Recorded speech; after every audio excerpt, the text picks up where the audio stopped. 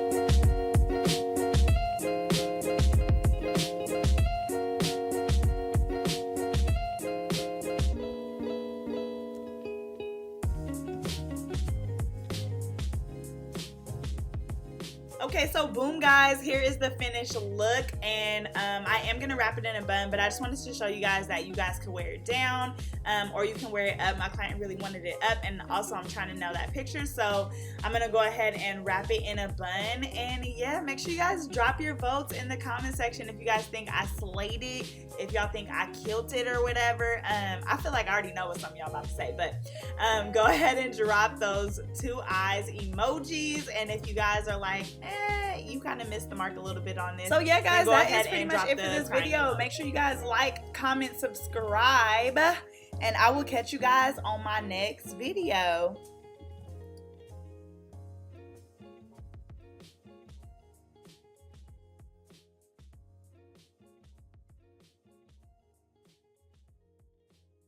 What you mean you don't know Pana? She's dope. What you mean? What you mean? What you mean? What you mean?